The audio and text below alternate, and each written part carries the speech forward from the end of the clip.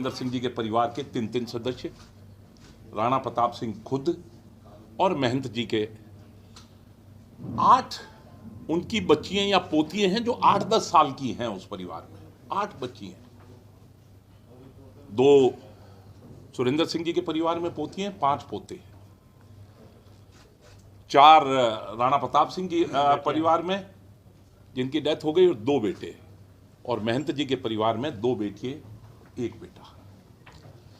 मैं चाहूंगा आप वहां मौजूद हैं, आपके प्रतिनिधि वहां पर मौजूद हैं, पर पूरा प्रदेश, पूरा देश इस चीज को महसूस करे कि उनके साथ में क्या हुआ है।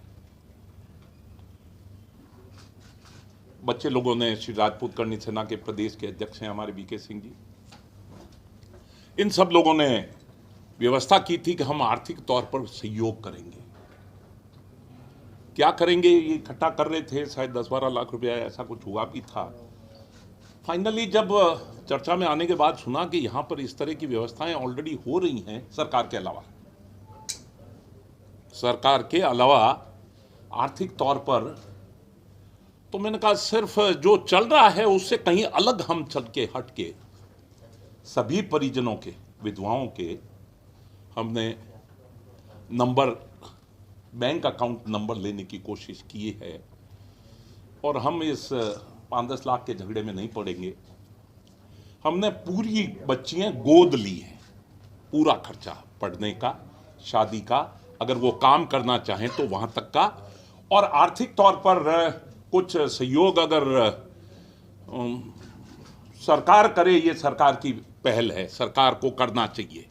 क्यों नहीं कर पा रही है? जो कुछ भी किया है इसमें भी सरकार का सहयोग रहा होगा। गिरफ्तारियां हुई हैं, ये हुआ है, कुर्की हुई है, वो हुआ है, जो भी कुछ हुआ है। पर इतना सब होने के बावजूद भी एक नरसंहार में जिस तरह से सहयोग होता आया है सरकार के तौर पर, मुझे इस बात की जानकारी नहीं है कि नरसंहार में 5 की स्वर्गवास हो जाने पर नरसंहार है या 8 के, 12 पर हो जाने पर होता है या 4 के। मुझे इस गिनती का अभी तक कहीं रिकॉर्ड मिला नहीं है। मैं तो ये मानता हूं जघन्य अपराध है।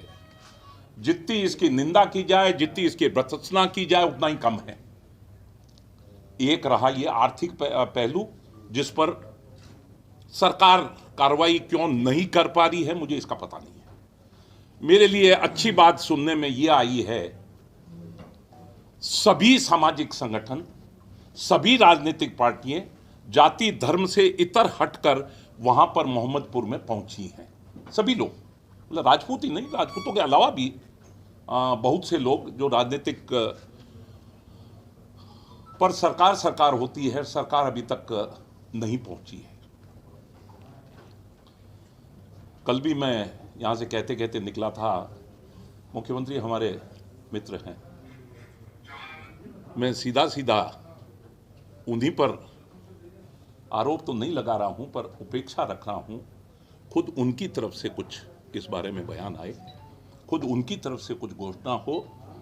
चाह रहे हैं 5-7 दिन में बहुत कुछ हुआ होगा, जो हो गया।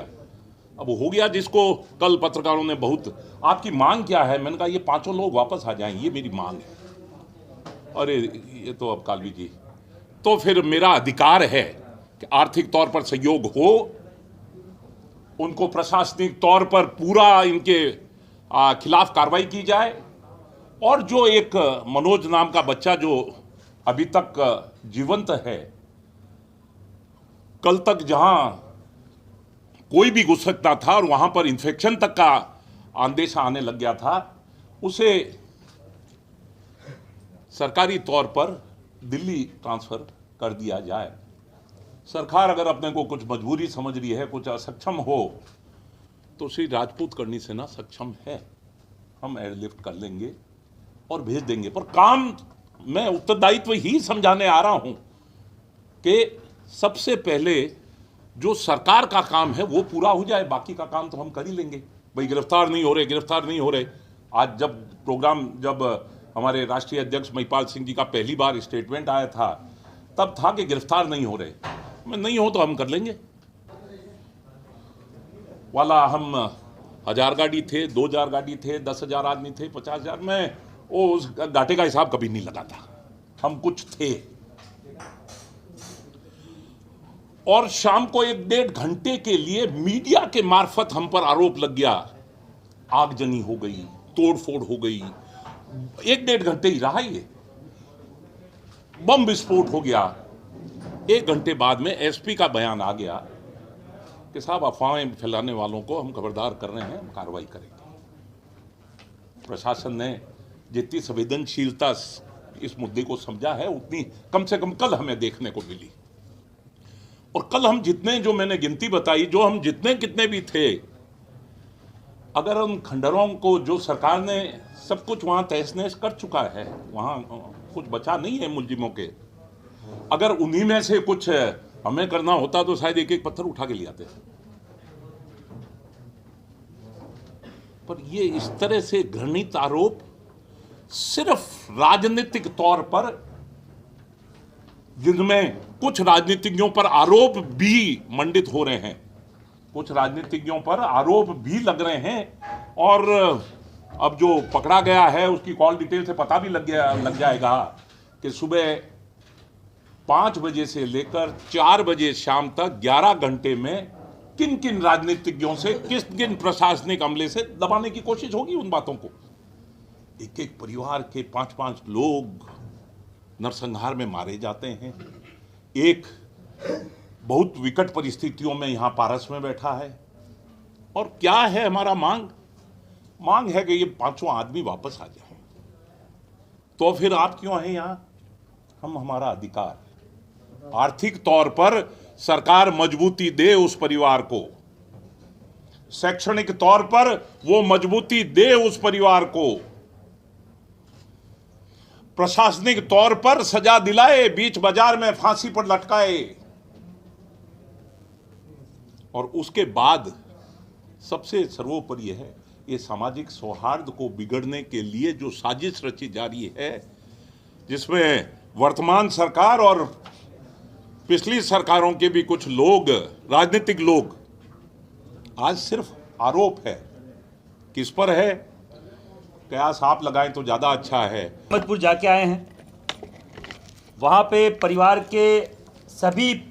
की जितने भी बच्चे बच्चियाँ थी, उन सबको हमने गोद लिया है। उनकी शैक्षणिक, उनकी पारिवारिक जो भी आने वाली गतिविधियाँ हैं, जो भी उनके परिवार में कोई शादी ब्याह कुछ भी होगा, वो उसकी जिम्मेदारी करनी सेना की रहेगी। हमारे प्रदेश अध्यक्ष बीके सिंह जी यहाँ विराजमान हैं। और मैं आपके मार्फत बोलना चाह रहा हूँ कि उसके बाद में हमें बदनाम करने के लिए जो साजिश रची गई है, उसमें करणी सेना को बदनाम करने की जो भी साजिशें हैं, उनको मैं अलर्ट करना चाह रहा हूं कि ये करने से पहले आप सोच लें कि करणी सेना जो भी बोलती है छाती ठोक के बोलती है। ये लुका छुपी का खेल हम नहीं खेलते। और जो ब्राह्मण राजपूत की लड़ाई की बात करते हैं, तो मैं एक चीज़ आपको बोलना चाह रहा हूं, गुरु गोविंद दोनों खड़े काकुल आगे पाए, बलिहारी गुरु आपने गोविंद दियो बताए। हम गुरु मानते हैं जिस जाति के व्यक्तियों को, जिसको सबसे ज़्यादा सम्मान हमने दिया है। और अगर जिसके मन में राम है, वो हमारे गुरु हमेशा रहेंगे। ताउम्र जब तक ये धरती रहेगी, क्षत्रिय का गुरु ब्राह्मण ही रहेगा। और जिसके मन में रावण है, उसका सर कटेगा, चाहे वो किसी भी जाति बिरादरी का हो, और चाहे वो कोई सी भी रावण सेना चलाता हो, उसको चौराहे पे लटकना पड़ेगा। और उसको बचाने वाले जो भी तथाकथित लोग हैं, और उसके पीछे बैकग्राउंड में जो भी कोई एमएलए हैं, एमपी हैं, और कोई मंत्री मुख्यमंत्री जो भी हैं, हम किसी को नहीं बख्शेंगे। हम खिलाफ में आएंगे अगर कोई उनको बचा रहा है तो। और जो एमएलए खुद आईपीएस, एक पूर्व आईपीएस अमिताभ कुमार बोल रहा है कि उस लिखित में मुख्यमंत्री को, यहाँ के डीजी को लिख रहा है कि उसका वहाँ के जो भी नारायण झा, जो वहाँ का एमएलए है, वो लोकल एमएलए उसमें इन्वॉल्व है, तो उसके खिलाफ कार्रवाई क्यों नहीं हो रही?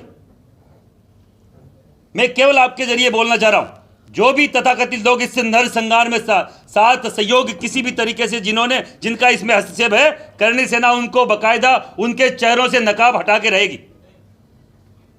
आने वाले दिनों में पटना घेरेंगे। जैसा भी हो, कुछ भी किसी भी तरीके से जो समझना हो समझ ले। अगर इस पे जल्द से जल्द कार्रवाई नहीं हुई तो केवल सांत्वना देने आए थे, कल तो उस परिवार को गोद लेने आए थे, उनके मरम पे पट्टी करने आए थे, उनके दर्द को हम महसूस करने आए थे। दर्द दिल में है और वो सड़कों पे आया तो लोगों के लिए ठीक नहीं होगा, किसी के लिए ठीक नहीं होगा, उन राजनीतिक पार्टियों के लिए, उन समाज सरकार के नुमाइंदों के लिए जो किसी को बचाने का काम कर रही है।